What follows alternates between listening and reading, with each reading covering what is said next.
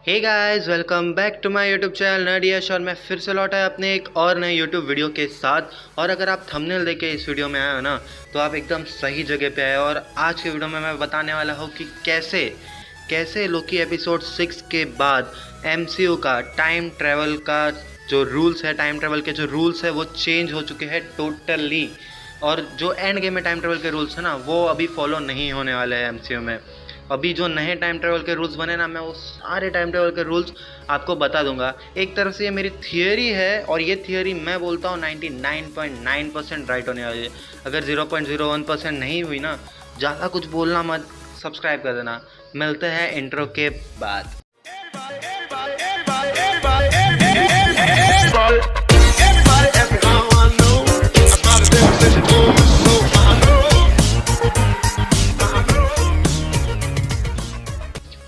तो जैसे कि आपको पता ही है, एमसीयू का फेस 4 पूरी तरीके से बेस हो चुका है टाइम ट्रैवल के ऊपर। और टाइम ट्रैवल के ऊपर, मल्टीवर्स के ऊपर, अल्टरनेट रियलिटीज़ के ऊपर, ब्रांच टाइमलाइंस के ऊपर वगैरह वगैरह, उस सारी चीज़ों पे एमसीयू का फेस 4 पूरी तरीके से डिपेंडेड है।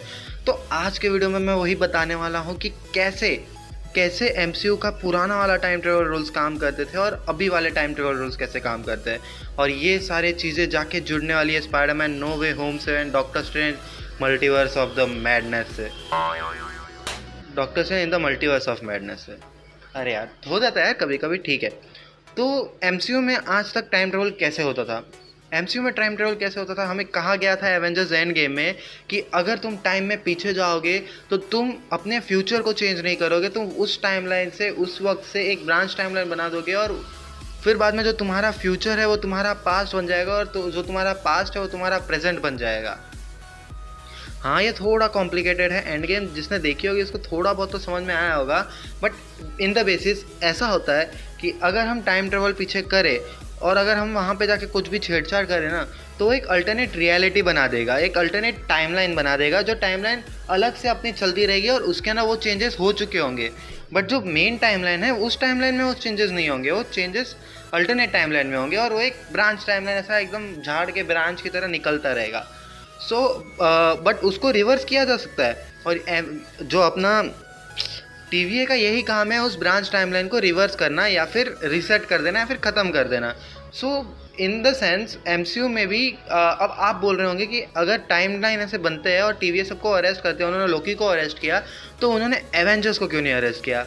हाँ, तो उन्होंने एवेंजर्स को इसलिए अरेस्ट नहीं किया क्योंकि टाइम कीपर्स, अपना ही हु रिमेन्स, वो जानता था कि जो अगर एवेंजर्स टाइम ट्रेवल करके इन्फिनिटी स्टोन्स को लेके जा रहे हैं तो वो वापस टाइम ट्रेवल करके इन्फिनिटी स्टोन्स को वापस रख के भी जाएंगे, और एकदम ऐसी जगह पे रखेंगे जो ब्रांच टाइमलाइन बनी है वो वापस से बंद हो जाए। क्योंकि टाइम ट्रेवल अपन जब करते हैं ना, अपन टाइम ट्रेवल करके पास्ट में आते हैं ना, तो अपन सेक्रेट टाइमलाइन में जाते हैं, बस वहाँ पे कुछ चेंजेस करते ही हम लोग उसकी रियलिटी चेंज कर देते हैं और एक ब्रांच टाइमलाइन बना देता है, जिसको नेक्सस इवेंट भी बोलते हैं। सो वैसी ही सारी चीज़ें हैं, जैसे कि हमें हमारे एंशिएंट वन ने भी बताया था एवेंजर्स एंड गेम में कि अगर एक भी इन्फिनिटी स्टोन रास्ते से हट गया तो वो एक अलग पॉसिबिलिटी बना देगा और वो एक डार्कनेस को अराइव कर देगा अपने पूरे यूनिवर्स में। सो इन द सेंस ये ऐसा नहीं है। आपने देखा होगा जब भी टाइम वेरिएंस अथॉरिटी कोई भी नेक्सस इवेंट को रीसेट तभी कर सकती है जब तक वो उस लाइन, रेड लाइन को पार ना कर दे। सो बेसिकली ऐसा होता था, जब भी हम टाइम ट्रेवल करते थे वो एक अल्टरनेट रियलिटी इसलिए बनाती थी क्योंकि पहले, जैसे कि हमें हीरो रेमन से बताया कि पहले मल्टीवर्स एग्जिस्ट करता था, 2, 3, 4, 5 हज़ार ऐसे अलग अलग यूनिवर्स एग्जिस्ट करते थे एक ही साथ। अब उसने क्या किया था, उसने वो सारे मल्टीवर्सेस को तबाह करके या फिर उनको मर्ज करके एक सेक्रेट टाइमलाइन, बस एक यूनिवर्स बना दिया। तो भले उसने एक यूनिवर्स बना दिया, बट उसको उसे बना के रखना पड़ेगा, उसको ऐसा छोड़ नहीं सकता हो। सो यही बात थी। तो इसलिए जब भी हम टाइम ट्रेवल करते हैं ना, तो एक अल्टरनेट टाइमलाइन इसलिए बनाती है क्योंकि वो मल्टीवर्स को होल्ड नहीं रख सकते, मल्टीवर्स को क्रिएट होना ही है। तो वो अपने आप मल्टीवर्स क्रिएट होने का सोचता है कि मतलब जैसे ही हम कोई भी चेंजेस करते हैं तो वो चेंजेस एक मल्टीवर्स को क्रिएट करने की सोचती है कि ये टाइमलाइन अगर ऐसे जाएगी और उस रेड लाइन को पार करते ही वो जो टाइमलाइन है ना, वो एक अलग अल्टरनेट यूनिवर्स बन जाएगा, एक अल्टरनेट यूनिवर्स जो पैरेलल चलता रहेगा अपने मेन यूनिवर्स के। और वो अल्टरनेट यूनिवर्स हमेशा हमें समझाता रहेगा कि हाँ भाई, हम तेरे साथ साथ चल रहे हैं, बस तूने जो उसके ना चेंजेस किए थे ना, वो चेंजेस हमारे अंदर हुए, तुम लोग जैसे चल रहे हो वैसे ही चलोगे। बट उनको मल्टीवर्स क्रिएट होने नहीं देना था, इसलिए वो रेड लाइन को पार करने से पहले ही उनको रीसेट कर दिया जाता था। सो अभी अभी जबकि वो रेड लाइन क्रॉस हो चुकी है, तो जितने भी आपको दिख रहे होंगे उस फोटो में, जितनी भी रेड लाइन क्रॉस हो चुकी थी, वो सारे की सारी रेड लाइन्स मल्टीवर्स को क्रॉस कर चुकी थी। उतने मल्टीवर्स अपने अर्थ पे, उतने मल्टीवर्स बन चुके हैं। सो उतने यूनिवर्स बन चुके हैं। अब उस यूनिवर्स को अपन रीसेट नहीं कर सकते, क्योंकि वो यूनिवर्स बन चुका है। अब तू यूनिवर्स को बनाएगा तो तेरे को वापस स्टार्टिंग जैसा ही हु रिमेन्स ने अलायद के थ्रू सारे यूनिवर्स को तबाह करके सबको मर्ज कर दिया था, उसी तरीके से वापस से उसको करना पड़ेगा। सो मल्टीवर्सल वॉर हमें वही कहना चाहती है। बट अभी मल्टीवर्स जब क्रिएट हो चुका है, अभी अगर हम टाइम ट्रेवल करें, तो हम जो टाइम ट्रेवल करेंगे, हम अपने ही अर्थ में टाइम ट्रेवल करेंगे, हम अपने ही यूनिवर्स में टाइम ट्रेवल करेंगे। तो अगर हम पास्ट चेंज करेंगे तो फ्यूचर भी चेंज हो सकता है अभी, क्योंकि अभी अल्टरनेट रियलिटी का फंक्शन ही नहीं है ना। क्योंकि अल्टरनेट रियलिटी तब तक बन रही थी जब तक कोई और रियलिटी एग्जिस्ट ही नहीं करती थी। अब इतनी सारी अलग अलग रियलिटी एग्जिस्ट करती है कि अब और अल्टरनेट रियलिटी बनने की ज़रूरत ही नहीं है।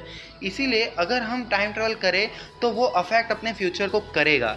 अब MCU में टाइम ट्रेवल वैसे होगा जैसे मार्वल कॉमिक्स में होता था। जैसे कि अगर हम टाइम ट्रेवल करें, पास्ट में कुछ चेंज करो, फ्यूचर भी चेंज हो जाएगा। नॉर्मल बेसिक टाइम ट्रेवल, ऐसे ही टाइम ट्रेवल होने वाला है। अगर आपको और भी बहुत सारे डाउट है, मुझे पता है इस वीडियो में हमें बहुत सारे डाउट्स होने वाले हैं, मैं एक और बार एकदम ध्यान से बता देता हूँ। पहले टाइम ट्रेवल कैसे होता था? पहले टाइम ट्रेवल जब हम करते थे तब वो एक अल्टरनेट ब्रांच टाइमलाइन बना देता था, क्योंकि वो चाहता था, वो ब्रांच अपना सेक्रेट टाइमलाइन चाहती थी कि मल्टीवर्स बने, क्योंकि वो चाहती थी यार। क्योंकि अब इतने सारे मल्टीवर्स एक ही के अंदर एग्जिस्ट करेंगे तो वो भी, उसको भी अच्छा नहीं लगेगा ना।